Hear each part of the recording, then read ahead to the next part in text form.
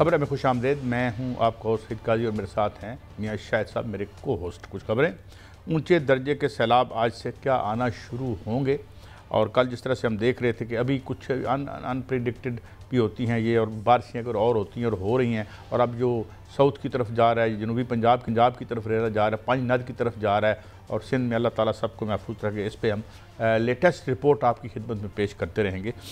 ادھر دنیا بھر میں سب سے زیادہ بحث اس بات پہ ہو رہی ہے وہ چین کی پیریڈ ہے, اور اس پیریڈ کی تو ہم آپ کو تفصیل بتائیں گے, اس کے میجر ٹیک اویز جو ہیں وہ ہم آپ کو بتائیں گے.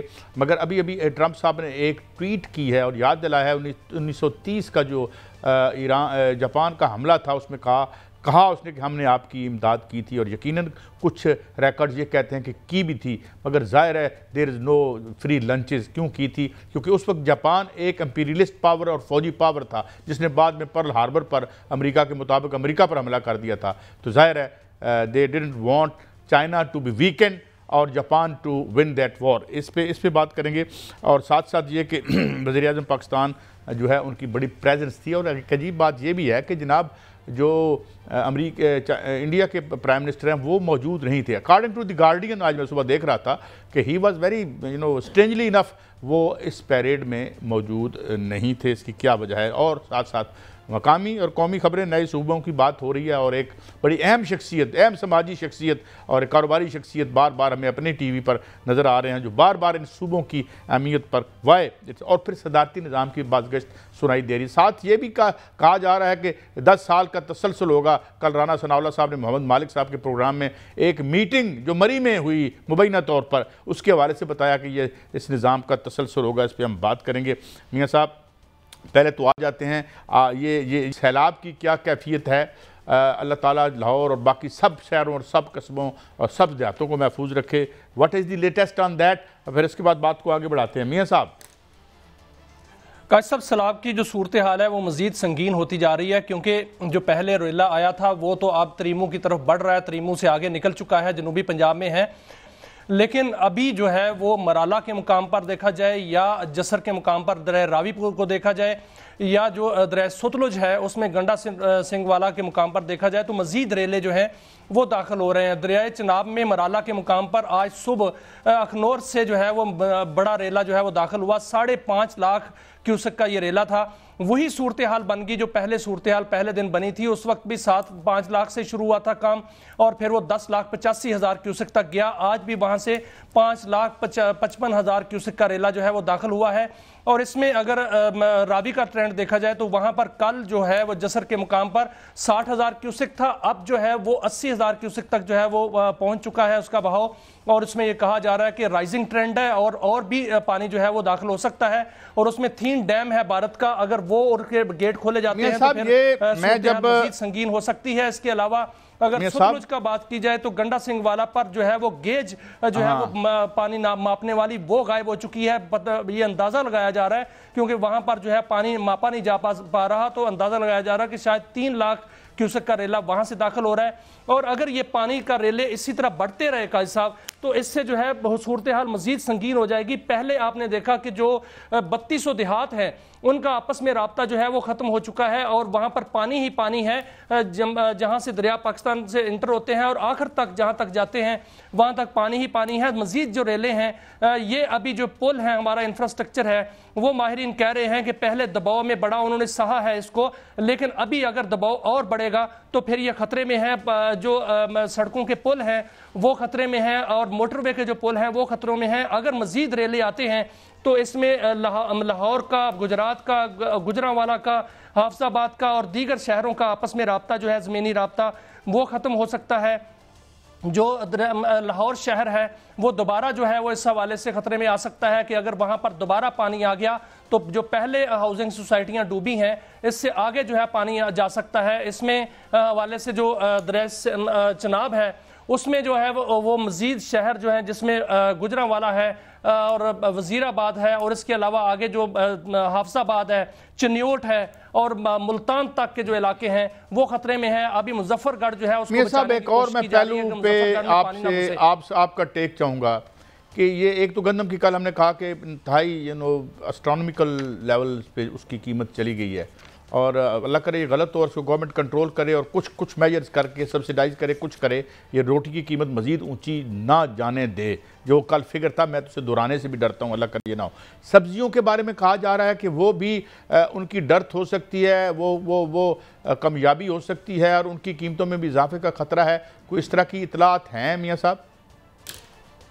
دیکھیں بالکل قائد صاحب، یہ اس طرح کی اطلاعات ہیں اور جو اطلاعات ہیں وہ بڑی خوفناک ہیں، کیونکہ اس وقت تک جو اندازہ لگایا گیا ہے چاول کی فصل جو ہے وہ 1,03,051 ایکڑ جو ہے وہ اراضی، اس پر چاول کی فصل تباہ ہوئی ہے۔ 47,464 ایکڑ کپاس جو ہے وہ ختم ہو گئی ہے، 2,000 ایکڑ پر مکئی کی فصل ختم ہو گئی ہے، 21,000 ایکڑ پر تیل کی فصل ختم ہو گئی ہے اور 17,000 ایکڑ پر سبزیاں اور چارے کی فصل جو ہے اس کو نقصان پہنچا ہے۔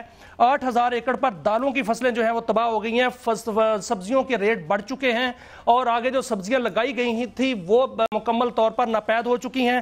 آٹا جو ہے 90 روپے تھا، وہ اب جو ہے 130 روپے فی کلو گرام میں بک رہا ہے۔ چاول کا بحران آنے کو ہے، وہ کیونکہ خدشہ یہ ظاہر کیا جا رہا ہے کہ نیا چاول جو ہے وہ اس میں بہت کم پیدا ہوگا، دالیں جو ہیں وہ بہت کم پیدا ہوگی، آگے گندم کی پیداوار بہت کم ہوگی اور گنے کی پیداوار جو ہے وہ بہت کم ہوگی، اور اس سارے کا سارے جو بحران ہے۔ میاں صاحب میں آپ سے ایک سوال اور پوچھنا چاہتا ہوں، اس حوالے سے حکومت جو ہے وہ اپنی حکمت عملی کیا اختیار کرتی ہے یہ دیکھنے میں چلیں وہ تو ہم دیکھ لیں گے، کوئی بات نہیں ہے، بہت سی سبزیاں اکٹھی کر کے کچھ تصویریں وغیرہ لگا کے خدا را بھیج دیں کسی طریقے سے۔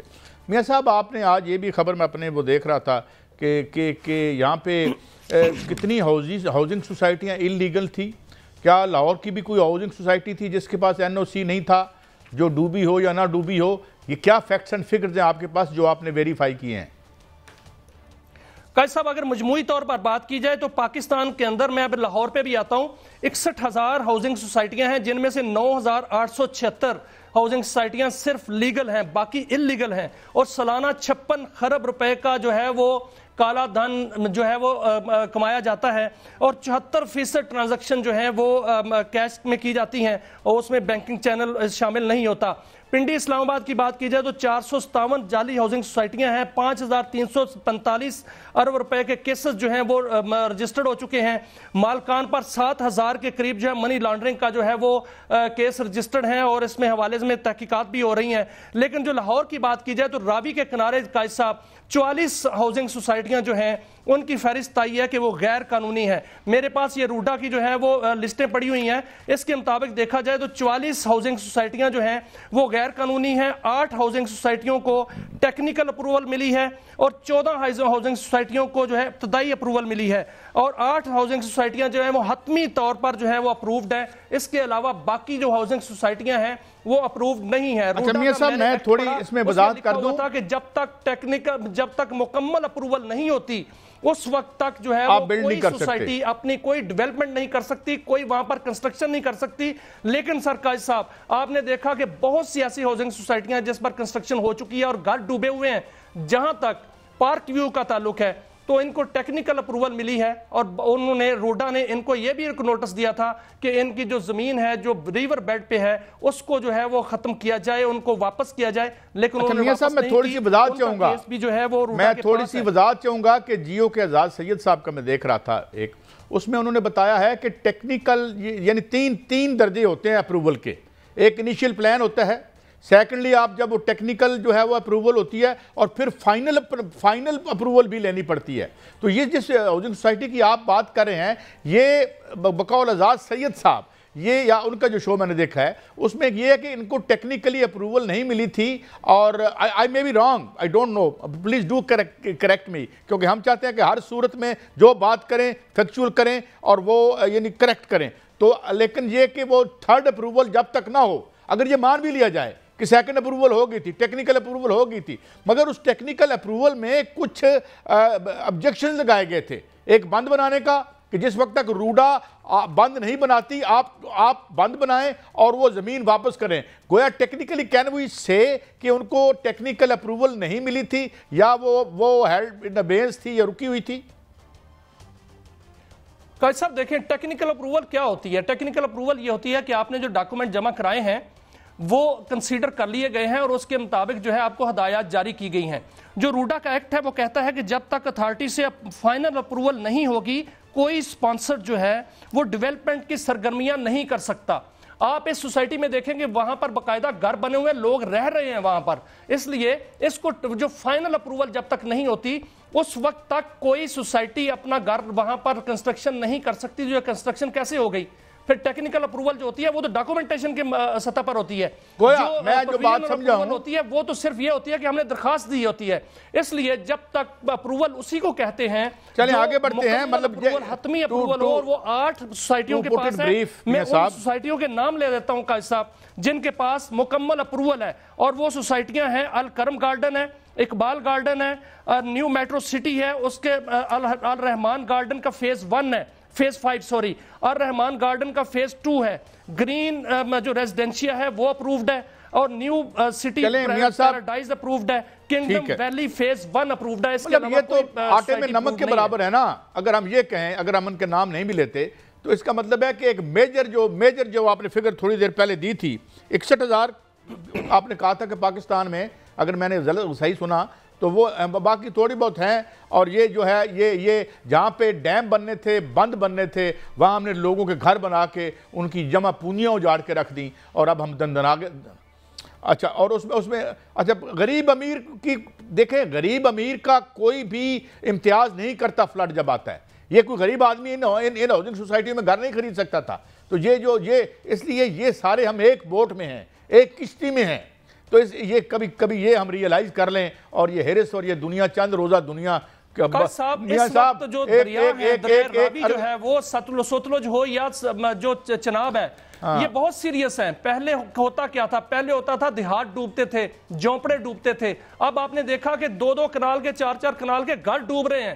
اب وہ ہاؤسنگ سوسائٹیاں ڈوب رہی ہیں جو انلیگل ہیں, ان کی زمین جو ہے واگزار کرا رہا ہے. وہاں پر ڈیم بننے تھے, وہاں پر سٹوریج بن سکتی تھی, وہاں پر بند بن سکتے تھے, وہ جو ہے وہ ڈوب رہے ہیں. میاں صاحب ایک بریک ہے, یہاں آپ کو روکوں گا. میاں صاحب یا میں یہ آپ کی بات جاری رکھوں گا, اگر وہ بہاؤ بڑھ جاتا ہے آپ کی بات جاری رکھوں گا, پانی آ جائے گا. لیکن ایک کام ہوا ہے, محکمہ اینٹی کرپشن نے ان پر جو ہے وہ ایکشن شروع کر دیا ہے.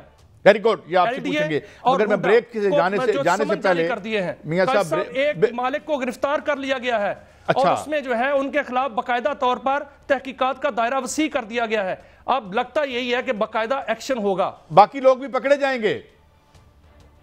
جی قائد صاحب بالکل, جو اینٹی کرپشن کے ذرائع کہتے ہیں کہ تمام لوگ جتنے بھی انلیگل سوسائٹیوں والے ہیں ان کو گرفتار کیا جائے گا. مگر جاتے جاتے میاں صاحب میں اتنا کہہ دوں کہ آخر کار ایک پر ہاؤسنگ سوسائٹی ہے وہ انسان کی قبر ہے, اور ہم کیا چولیں زندگی کے لیے مارتے ہیں اور لوگوں کی زندگیاں خراب کرتے ہیں اور لوگوں کی بربادی کر دیتے ہیں اس چند روزہ زندگی کے لیے. بہرحال بریک کے بعد حاضر ہوتے ہیں. بڑی اچھی بات ہے, ایکشن لے حکومت, ہم فلی سپورٹ کریں گے تاکہ ایک پریسیڈنٹ سیٹ ہو, اور یہ ہرس اور لالچ کے بنے ہوئے لوگ جو ہیں یہ دندنا کے نہ پھریں اور اونچا نہ بولے جرم کرنے کے بعد.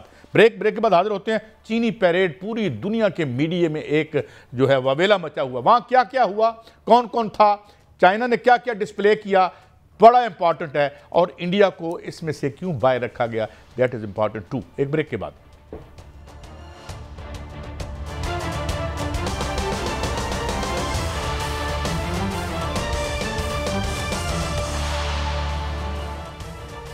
Welcome back. ناظرین, ہمیں جوائن کیا ہے نن ادر دین ایئر کموڈور ریٹائرڈ خالد چشتی صاحب نے, جناب جنرل ریٹائرڈ طارق رشید صاحب نے. خالد چشتی صاحب, میں بغیر کسی تفصیل کے آپ کی خدمت میں حاضر ہوتا ہوں, اور پھر جنرل صاحب سے بھی ان کا ٹیک لیتے ہیں. لوگ کہہ رہے ہیں یہ واٹر شیڈ ایونٹ تھا, یہ جو ایک پیریڈ ہوئی ہے جس میں ڈیمونسٹریٹ کیا ہے چائنا نے اپنی پاور کو, اور بڑا سٹرانگ میسیج دیا ہے. اور ابھی ساتھ ہی ٹویٹ بھی ایک آئی ہے ٹرمپ صاحب کی, غالباً ہی از ریفرنگ ٹو 1930 کا جو اٹیک تھا جاپان کا. میں تاریخ کا, میں I am not very well versed in history, تو please do correct me if I am wrong. تو انہوں نے کیا مدد کی تھی ان کی چائنا کی, اینڈ فرسٹلی یہ کہ یہ کیا میسیج تھا, کیا اب سینٹر آف گریوٹی کہہ لیں بدل کے چکا ہے, یا اس کے بدلنے کا یہ ایک اہم سنگ میل تھا جس کا جو مظاہرہ چائنا نے کیا ہے. چشتی صاحب. بہت شکریہ قاضی صاحب اور شاہد صاحب, آپ نے مجھے انوائٹ کیا ہے. یہ بالکل صحیح آپ نے کہا کہ کہنے کو تو یہ ایک پریڈ ہی تھی, اور یہ پریڈز کہنے کو صرف پریڈز ہوا کرتی ہیں لیکن اپنا میسیج دیتی ہیں. پاکستان کے 23 مارچ کو بھی ایک پریڈ ہوتی ہے لیکن وہ بہت دور تک میسیجز دیتی ہے کہ ہماری لیول آف پریپریشن کیا ہے, ہماری کمٹمنٹ کیا ہے، ہمارا ڈسپلن کیا ہے، اور ہماری کیپیبلٹی کتنی ایڈوانس اور انٹیگریٹڈ ہے۔ یہ میسج دنیا میں ہر ملک دیتا ہے، اور یہ خاص طور پر یہ تقریباً 60 سال بعد آپ نے نوٹ کیا کہ شمالی کوریا کے جو اس میں ہیڈ تھے انہوں نے جوائن کیا ہے، 26 ملکوں کے سربراہان اس کے اندر موجود تھے۔ یہ میسج دینا ہوتا ہے، اور آج کل خاص طور پہ جب ہم دنیا میں یہ دیکھنا شروع ہو چکے ہیں کہ یہ یونیپولر ہوتی جا رہی ہے، امریکہ کی ہیجمنی ہے جس کو وہ چاہتے ہیں، either you are with us or you are against us والی پالیسی ہو چکی ہے۔ پہلے یہ نہیں ہوتا تھا، کولڈ وار یا اس سے پہلے جس کا آپ جاپان کا ذکر کر رہے ہیں، جاپان اس وقت اینٹی امریکہ ایک لابی میں تھا، ظاہر ہے وہ مشرقی سائڈ پہ، یا سوویت یونین اس وقت ہوتا تھا اس لابی میں تھا، اور اس کو اوبیسلی انگیج کرانے میں، کیونکہ چائنا کی بھی ہیجمنی نہیں چاہتے تھے اور جاپان کی بھی ہیجمنی تھے، تو امریکہ نے فیسیلیٹیشن ضرور کی تھی، جس کو وہ ریفر کر رہے ہیں اور احسان یاد کرا رہے ہیں کہ ہم نے وہ بھی کیا تھا آپ کے۔ تو اچھا ہوتا کہ اگر امریکن پریزیڈنٹ ساتھ یہ کہہ دیتے کہ چند سال بعد ہم نے آپ پر بمباری بھی واحد ایک نیوکلیر بام کے ساتھ کی تھی، 2 دفعہ، ایک جگہ نہیں، نیوکلیر ہیروشیما اور ناگاساکی 2 شہروں پر ہم نے آپ پہ بمباری بھی کی تھی، تو دونوں چیزیں یاد ہو جاتی تو بیلنس آؤٹ ہو جاتا میرا خیال ہے۔ لیکن یہ دنیا کی یہی کرویلٹی بھی ہے اور بدقسمتی بھی یہی ہے کہ ہم اس مومنٹ میں رہنا چاہتے ہیں اور اپنے نیشنل انٹرسٹ کو سامنے دیکھ کے رکھنا چاہتے ہیں۔ یہ آپ نے بالکل ٹھیک کہا کہ یہ دنیا کہتے ہیں جی بائی پولر ہو، یونیپولر ہو گئی یا بائی پولر، میرے حساب سے یہ ملٹی پولر ہو رہی ہے۔ پاور کے بہت سارے سینٹرز یا ہب بن رہے ہیں، آپ کے سامنے ہے، چائنا اٹ سیلف بہت بڑی پاور بن رہا ہے، رشیا بہت بڑی پاور بن رہا ہے، امریکہ تو چلنے ہے ہی ہے۔ تو چیک اینڈ بیلنس دنیا میں ضروری ہے، تاکہ یہ اتنی اسٹرکٹ جو بلاکنگ ہو رہی ہے، بلاکس بن گئے کہ اگر either you are here either you are there، تو ان بٹوین والی آپشن دنیا کے خاص طور پہ جو انڈر پریویلیج ملک ہیں، جہاں پہ پاورٹی ہے، جہاں پہ ظلم کے خلاف ایک آواز اٹھانے کی ہمت ہے، یہ کنٹینیو رہنا چاہیے، کیونکہ امریکہ اگر اسرائیل کو انکریج کرتا ہے کہ وہ ٹھیک کر رہا ہے، تو دنیا میں اس وقت کوئی لابی نہیں ہے اسٹرانگ آواز امریکہ کو کاؤنٹر کرنے کے لیے، کیونکہ جو امریکہ کے خلاف بولے گا اس کے خلاف امریکہ کھڑا ہو جاتا ہے، چاہے وہ اکنامک فرنٹ ہو چاہے ملٹری فرنٹ۔ اچھا جنرل صاحب، میاں صاحب میں ایک سوال پھر میں آپ کو یہ جنرل صاحب یہ فرمائیے کہ بڑی امپورٹنٹ بات کی پوائنٹ آؤٹ کی ہے انہوں نے، میں چاہوں گا اس پہ آپ ایک اور روشنی ڈالیں۔ کہنے کو یہ نان ڈیموکریسیز ہیں، یہ نان ڈیموکریٹک کنٹریز ہیں، لیکن آئرانیکلی اور پیراڈاکسیکلی they are trying to create some kind of democracy in the world where at least we can buy anything from somewhere we like۔ یعنی مجھے یہ لگتا ہے کہ جو آئرانیکلی جو ان ڈیموکریٹک فورسز اکٹھی ہو رہی ہیں ویسٹ کے مطابق، تو یہ تو ہمیں آج ہم ایران سے بھی تیل خرید سکیں گے، ہم پھر رشیا سے بھی خرید سکیں گے، تو یہ تو ملکوں کے لیے تو ایک ڈیموکریٹک چینج آ رہی ہے، اور یہ آپ کی نظر میں کیا چینج ہے اور اس کی کیا سگنیفیکنس ہے جنرل صاحب؟ دیکھیں قاضی صاحب، ایک تو اس وقت تک دنیا یونی پولر ورلڈ ہی ہے۔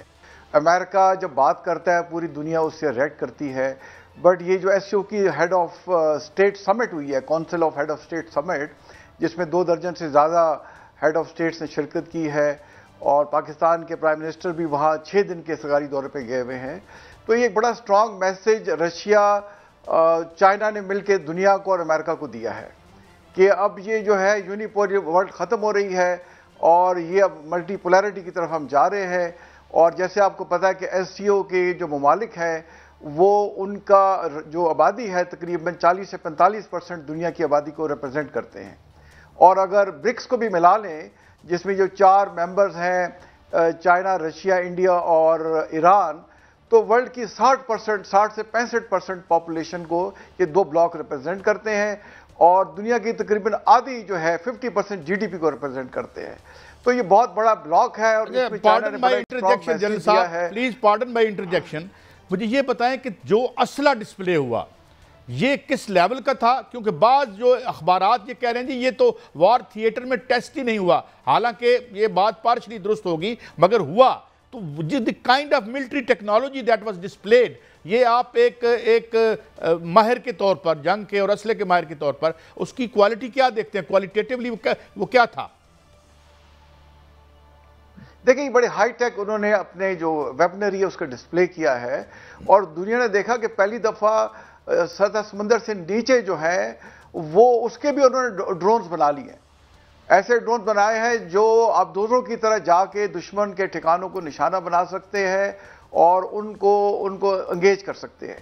پھر دیکھیں انہوں نے اس میں کروز میں ہائپر سونک کروز میزائل دکھا دیا جو کہ ابھی تک کسی ممالک نے دنیا میں نہیں دکھایا۔ پھر انہوں نے دیکھے اس میں لیزر ویپنز دکھائے ہیں کہ جس کو اگر آپ لانچ کریں گے تو اس کے ٹارگٹس جتنے بھی اس کا رینج ہے وہ ایک بڑے علاقے میں آگ لگا دے گا، اور اگر اس علاقے میں کچھ جہاز فلائی کر رہے ہوں گے تو ان کے پائلٹس کو کچھ نظر نہیں آئے گا۔ تو اس قسم کے انہوں نے ویپنز دکھائے ہیں جو کہ ویسٹ کے لیے بھی پہلی دفعہ انہوں نے دیکھا ہے، تو اور یہ انہوں نے چائنا نے اپنی کیپیبلٹی کو دکھایا ہے۔ اور جو ہمارا کا حق ہوا دیکھیں، اس میں انڈیا کے پاس فرانس کے بھی ویپن تھے، رافیل طیارے تھے اور براموس میزائل تھے، S-400 تھا، اور انہوں نے امریکہ سے بھی ہتھیار لیے ہوئے تھے۔ لیکن جب پاکستانی فوج نے چائنا سے مل کے اپنی کیپیبلٹی کو ڈسپلے کیا تو 4 دن کے اندر انڈیا کو چاروں شانے چت کر دیا۔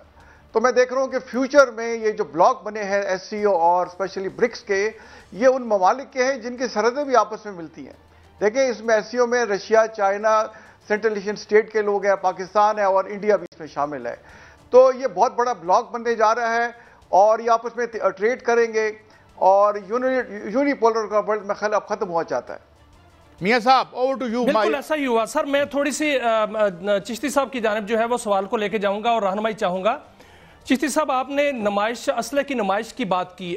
حالیہ دنوں میں دیکھا جائے تو 2 نمائشیں ہو چکی ہیں۔ ایک پاکستان کے اندر 13 اگست کو جو ہے وہ نمائش ہوئی جو فاتح قوم کی نشانی تھی، اور ہم نے فتح کے بعد جو ہے اسلحے کی نمائش کی، اور ایک جو ہے وہ چین میں ہوئی جو کہ فتح کا جشن منایا گیا۔ اب انہوں نے جو ہتھیاروں کی جو نمائش کی ہے سر، اس میں دکھایا گیا ہے کہ بین البراعظمی جو ہے وہ ہتھیار انہوں نے بنا لیے ہیں، ایک میزائل ایسے بنا لیے ہیں جو امریکہ تک جو ہے وہ ہٹ کر سکتے ہیں، اور ایک ہتھیار کا نام انہوں نے گوام کلر ڈونگ فینگ رکھا ہے، جو کہ بحر الکاہل تک، امریکی اڈوں تک جو ہے وہ پہنچ سکتے ہیں۔ کیا آپ سمجھتے ہیں کہ یہ امریکہ کے لیے تھریٹ ہے؟ کیونکہ آج تک امریکہ ہی سب کے لیے تھریٹ تھا اور امریکہ کو چیلنج کیا گیا باقاعدہ۔ دیکھیے شاہد صاحب، دنیا تو ابھی تک جو پاک فضائیہ نے خاص طور پر پرفارم کیا تھا اس کے خوف، فیئر یا شوق سے باہر نہیں نکل پائی تھی۔ میں تھوڑا ویسٹرن میڈیا کو فالو کرتا ہوں، میں ابھی 1 ہفتہ پہلے ہی امریکہ اور کینیڈا سے واپس آیا ہوں، اسی طرح کی باتیں کر کے، ٹاکس کر کے میڈیا کے ساتھ، اور دنیا حیران ہے۔ میں کمپلیمنٹ پاکستان کی مسلح افواج کو، پاک فضائیہ کو، بیک بائی پاکستانی لوگوں نے جو ساتھ دیا ان کو دینا چاہتا ہوں۔ دنیا تو ابھی تک ہمارے سے ہی نکل فارغ نہیں ہوئی تھی کہ آپ نے کیا کر دیا۔ ویسٹرن میڈیا پر آج کل یہ ہو رہا ہے کہ why should the west be afraid of PF capabilities. اب آپ اس سے یوٹیوب پر ڈاکومنٹریز کون بنا رہا ہے؟ برٹش کا one of the most notable journalist بنا رہے ہیں، جو میں نے کل دیکھی ہے، 30 منٹس کی ہے۔ وہ اس میں صرف وہ یہی باتیں کر رہا ہے کہ پاک فضائیہ نے کتنے بڑے سرپرائز دے دیے ہیں جو دنیا سمجھ رہی تھی کہ یہ ڈیفینسو فورس ہے۔ Now connecting this to your question Shahid sahab, جو آپ کہہ رہے ہیں، دیکھیے یہ جو J-10C ہے، یہ تھوڑا سا پہلے تک بھی چائنا کسی کو نہیں دکھاتا تھا، بلکہ مانتا بھی نہیں تھا کہ ہمارے پاس J-10C ہے۔ پھر پاک فضائیہ نے ایکسیس کیا، ہمیں وہ جہاز ملا۔ تو یہ اس دفعہ کیونکہ پریزیڈنٹ ٹرمپ بہت کھل کر آ رہے ہیں، اگریسولی آ رہے ہیں، رشیا کو بھی تھریٹ کرتے ہیں کہ اپنا تیل نہ بیچو، انڈیا کو آرم ٹویسٹنگ کر رہے ہیں آپ کے سامنے، لیکن ہم لوگ یہ بھول جاتے ہیں، ایک چیز بڑی ہمیں ذہن میں رکھنی چاہیے کہ اگر آج رشیا دنیا میں آئل دینا بند کر دے یا ہائپوتھیٹیکلی پوری دنیا بائیکاٹ کر دے تو $150 سے $200 پر بیرل ہو جائے گا، بیکاز پھر سارے ہم تیل ویسٹ سے خریدیں گے۔ ابھی بہت ساری دنیا رشیا سے خرید رہی ہے تو پرائسز کم ہیں، تو وہ اکانومی کا سیلاب جو آئے گا یا مہنگائی کا آئے گا اس کو کون سنبھالے گا، ہم اس طرف نہیں دیکھتے، کیونکہ امریکہ کو ڈائریکٹ افیکٹ نہیں ہوتا، پور ملکوں کو یا انڈر پرولیج یا ڈیولپنگ کنٹریز کو افیکٹ ہوتا ہے۔ تو میں یہ کہنا چاہ رہا ہوں لیکن سر بالکل ٹھیک ہے، پاکستان نے اپنے اسلحے سے ایک بہت بڑی طاقت کے چھکے چھڑائے، اس میں کوئی شک نہیں، اور کل جو چین نے نمائش کی ہے اپنے اسلحے کی، اس میں انہوں نے روبوٹک ڈاگ جو ہیں وہ بھی بنائے ہیں، اور اس میں ڈرونز جو سسٹم بنایا ہے انہوں نے، جو ٹینکس کے اوپر جو ہے وہ کام کرے گا۔ ایک تو بتائیے گا کہ یہ کیسے آپریٹ کر سکتا ہے، اور لیزر جو ہتھیار ہیں وہ بھی انہوں نے بنائے ہیں، J-35 5th جنریشن جو ہے وہ انہوں نے اس کی نمائش کر دی ہے۔ تو دونوں ملکوں کے درمیان، پاکستان اور چین کے درمیان ٹیکنالوجی شیئرنگ ہوگی؟ دیکھیے پاکستان اور چین کے درمیان تو پہلے ہی کافی انگیجمنٹ ہے، پاکستان اور امریکہ نے بھی پاکستان اور پاک فضائیہ کے سربراہ گئے تھے اور ان کو انگیج کیا ہے۔ اور دنیا میں ہمیشہ کہتا آیا ہوں کہ جب آپ طاقت سے ثابت کرتے ہیں، اپنی بہادری سے ثابت کرتے ہیں، تو دنیا بہادر سے ہی ملتا ہے۔ بریو یا ونر جو ہوتے ہیں وہ ونر سے ہی بات کرنا چاہتے ہیں، لوزر سے نہیں کوئی بات کرتا۔ یہ ہم نے ارن کی ہے، اس ملک کے لوگوں نے ارن کی ہے، مسلح افواج نے ارن کی ہے، اربا والا پاک فضائیہ نے، آپ نے دیکھا کہ ایک رات میں جو 7+1 کیا ہے اس سے ارن ہوئی ہے۔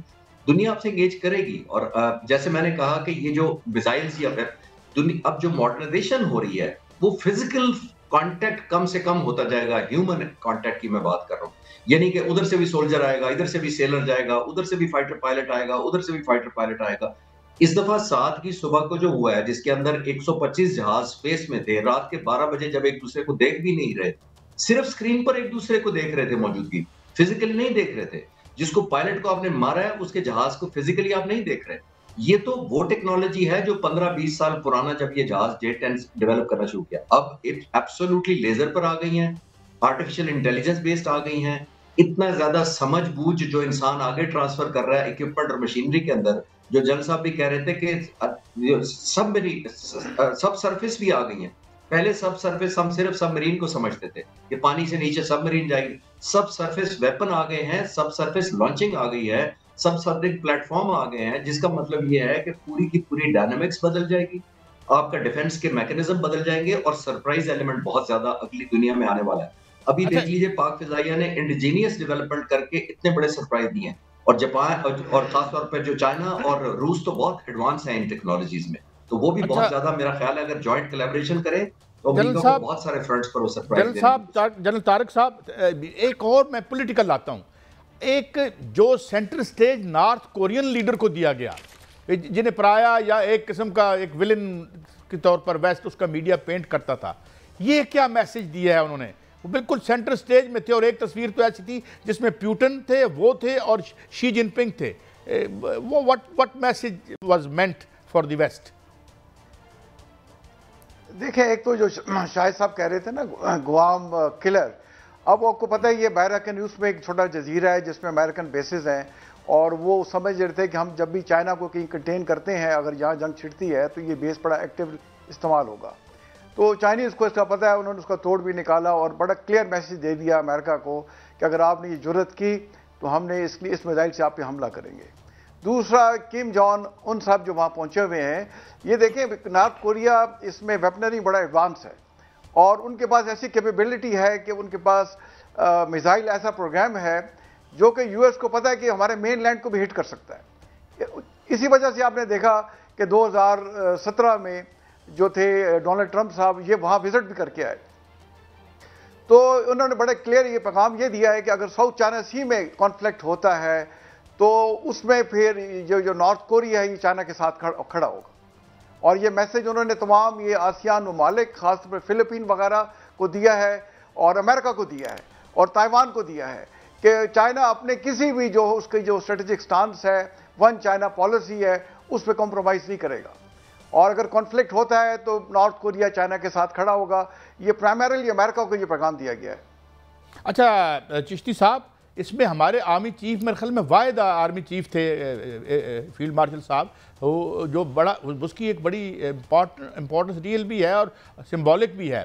How do you look at that? اور سیکنڈلی میرے سوال کا دوسرا حصہ ہوگا, تائیوان کیا سوچ رہا ہوگا اس کے بعد؟ جناب چشتی صاحب. ٹھیک ہے صاحب, دیکھیے یہ جنگ کے فوراً بعد بھی جب پاکستان آرمی چیف کو اور پاک فضائیہ کے سربراہ کو بھی امریکہ انوائٹ کیا گیا, اور بہت سارے ملکوں سے, میں پاک فضائیہ کا پریویو ہے میرے پاس کہ بہت سارے ملکوں سے ہمیں انویٹیشن آئی پاک فضائیہ کو, بہت سارے لیڈرز جو ملٹری لیڈرز ہیں وہ آج کل پاکستان کے دورے پر آتے ہیں اور آ رہے ہیں. وہ سب سیکھنا چاہتے ہیں کہ آپ نے کیا کیا ہے, آپ نے ٹیکٹکس کیا کی ہیں, آپ ہمارے pilots, engineer, technician, defence controller سب کو ٹریننگ دیں, یا ہمارے لوگ وہاں یہاں کر لیں یا آپ وہاں کر دیں. تو میں اس جنگ کے دنوں سے یا اس کے فوراً بعد سے عرض کرتا آیا ہوں کہ دیکھیے دنیا میں پاور ٹاکس ٹو پاور, یہ وکٹری ہیز اے ویلیو. جب آپ فاتح ہوتے ہیں تو اس کی ایک ویلیو ایڈیشن ہوتی ہے. آلموسٹ آپ نے نوٹ کیا ہوگا, ہم آلموسٹ دنیا کی نظر میں لیس ریلیونٹ ہو چکے تھے.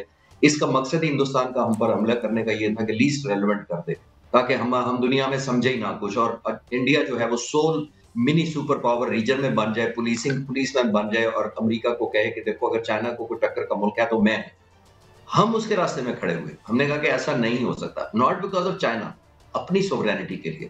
تو جس کو نے بھی ہمیں انگیج کیا ہے یہ لوگوں نے ارن کیا ہے. جنگ کے فوراً بعد لوگوں نے بہت میڈیا پہ کہا, اور بڑے بڑے اینالسٹ نے کہا کہ ٹرمپ نے جنگ رکوائی ہے. تو میں ڈفر کرتا تھا, میں کہہ رہا تھا ٹرمپ نے جنگ نہیں رکوائی ہے. اگر ہم خدا نخواستہ ہار رہے ہوتے تو ٹرمپ نے جنگ نہیں رکوانی تھی. اس ملک کے لوگوں نے, مسلح افواج نے, پاک فضائیہ نے جنگ رکوائی ہے. میسج یہ دیا ہے کہ نو میسنگ ود اس, اگر آپ ہم سے کریں گے تو ہم بہت زیادہ آپ سے ہیوی پرائس مانگیں گے. یہ ایک بات ہے. دوسرا سوال جو آپ نے کہا کہ تائیوان کا کیا گزر رہا ہوگا, یہ بالکل تائیوان کو یہ بہت بڑا میسج تھا. میرے حساب سے اگر ون کنٹری اگر مجھے کوئی کہا جائے کہ کس کو یہ میسج چائنا نے دیا ہے, تو امریکہ سے زیادہ مجھے لگتا ہے انہوں نے چائنا کو دیا ہے.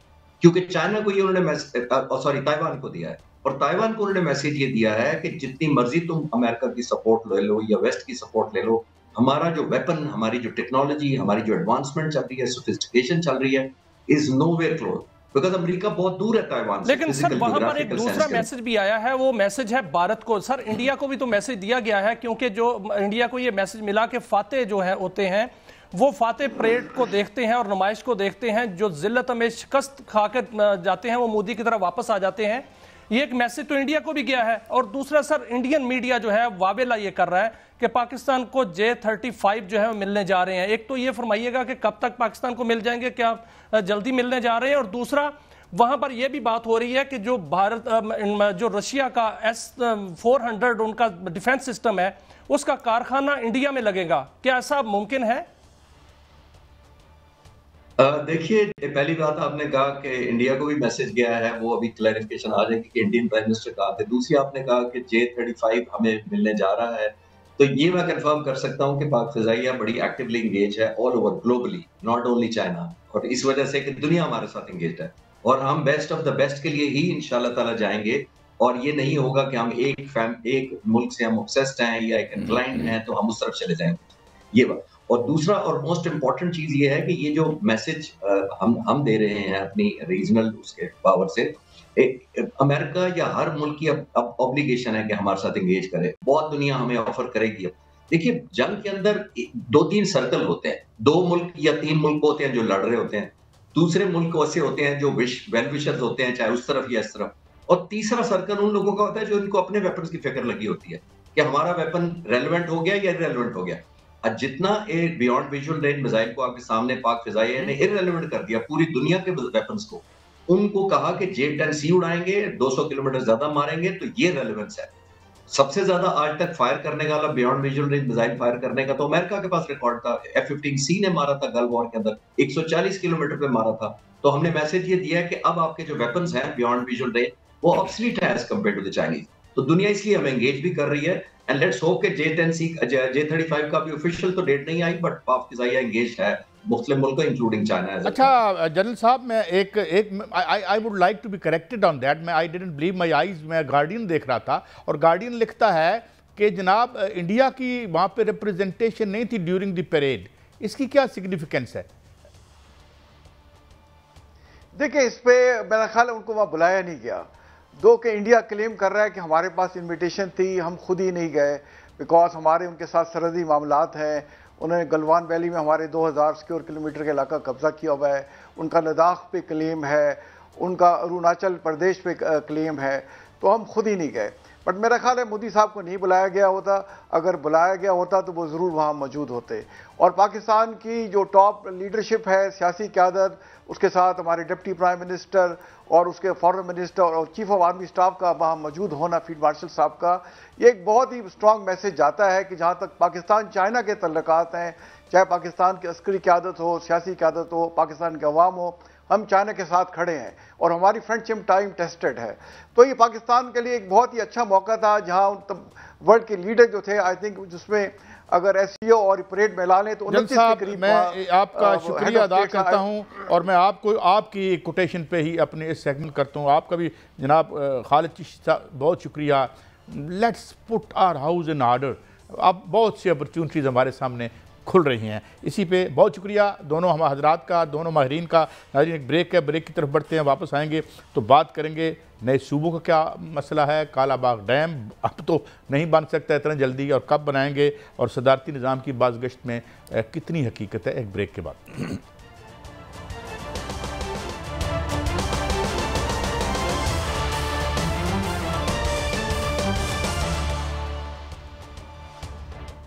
Welcome back.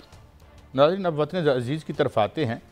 ایک کیمپین بھی ہمیں نظر آتی ہے, must be very honest cause ہو سکتا ہے. میں بھی خیر سپورٹ کرتا ہوں ان کو, حالانکہ میری سپورٹ اور نہ کرنے سے کوئی فرق نہیں پڑتا.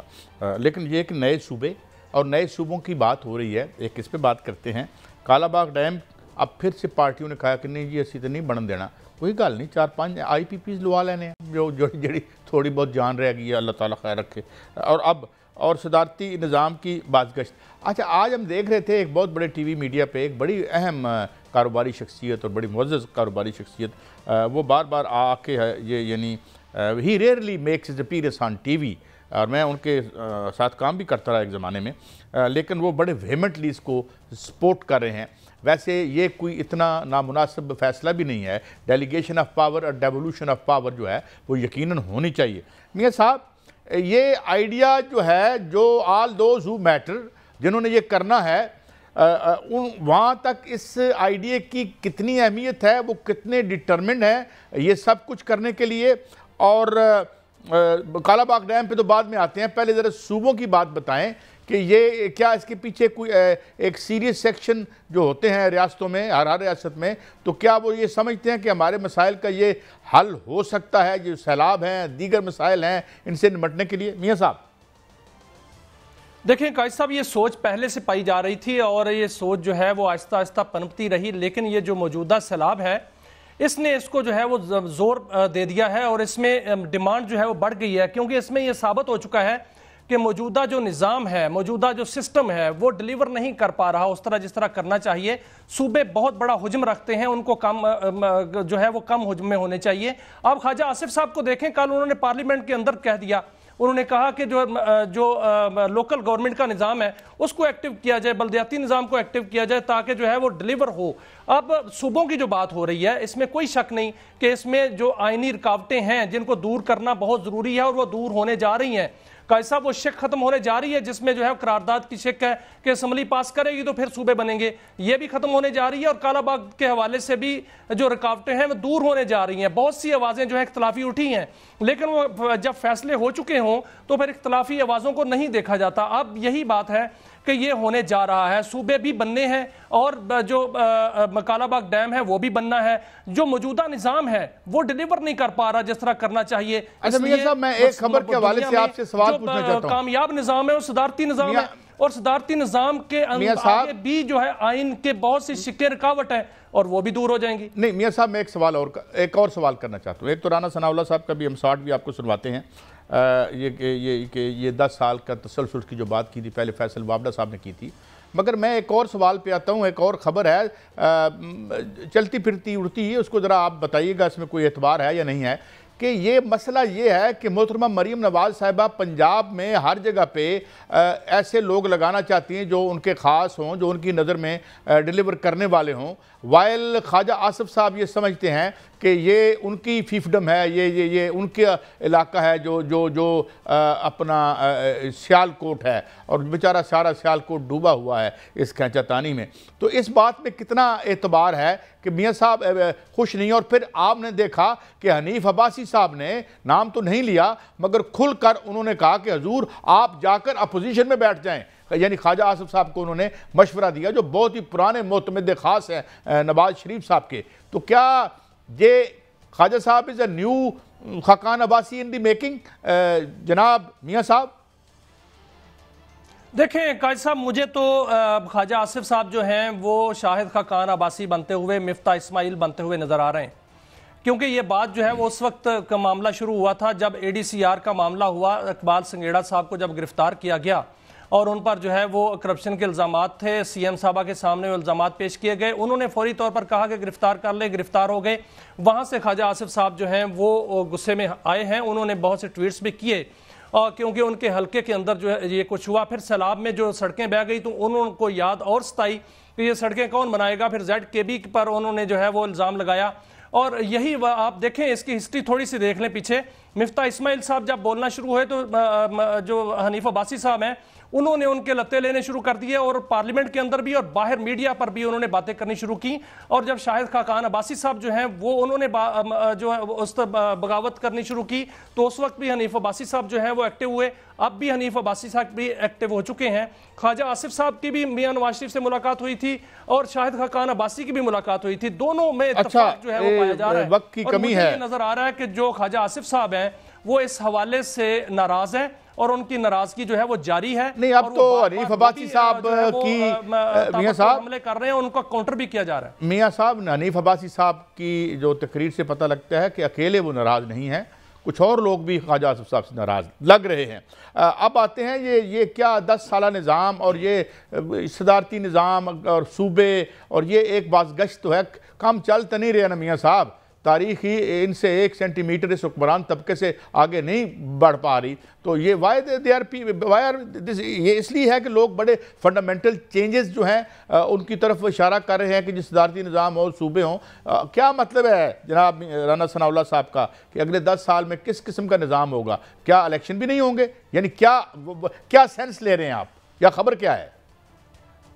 دیکھیں قائد صاحب، ایک تو بات یہ ہے کہ صدارتی نظام کی پہلے باتیں ہوتی تھیں، اب آوازیں اٹھنی شروع ہو گئی ہیں، اور وہ آوازیں بھی حکومت کے اندر سے اٹھنی شروع ہو گئی ہیں. یعنی جو سی ایم کے پی کے ہیں انہوں نے اس کی حمایت کر دی ہے، اور وہ اسمبلی ہے جو 2/3 میجارٹی رکھتی ہے. اگر وہاں سے ایک قرارداد پاس ہو جاتی ہے کالا باغ کے حوالے سے، صدارتی نظام کے حوالے سے، صوبوں کے حوالے سے، تو پھر کیا ہوگا؟ پھر وہاں سے جو ہے وہ کام شروع ہو جائے گا. اور آپ دیکھیں پارلیمنٹ کے اندر جو اختلافی آوازیں اٹھنا شروع ہو گئی ہیں اور یہ بڑھتی جائیں گی، اور یہ بڑھتی جو ہیں وہ اسی طرف ہی جا رہی ہیں. جہاں تک رانا ثناء اللہ صاحب کا تعلق ہے، انہوں نے 10 سال کی بات کی ہے. وہ فیلڈ مارشل صاحب کے حوالے سے بات کی ہے. جو بات ایک سامنے آئی تھی کہ ان کا جو ہے وہ ٹنیور کیا ہے، ٹنیور جو ہے وہ قانون بن چکا ہے اور اس کے مطابق ان کی جو ٹنیور 5 سال کا ہے، اور اگر ان کو 5 سال ایکسٹینشن ملتی ہے تو پھر 10 سال ہے. تو وہ اس حوالے سے اس تناظر میں بات کر رہے تھے کہ 10 سال جو ہے وہ یہی. بہت شکریہ میاں صاحب، تھینک یو ویری مچ. ہم نے ناظرین کوشش کیا ہے احاطہ کریں آج کے عالمی اور مقامی جو حالات ہیں. بہرحال یہ تھا ہمارا شو اچھا ہو اس ملک کے لیے جو بھی ہو. ابھی تک تو خبریں سیلاب اور یہ سب کچھ جو ہے وہ مایوسی کر رہی ہیں، مگر اچھا ہوگا انشاءاللہ. اجازت دیں، کل پھر ملیں گے. اللہ حافظ.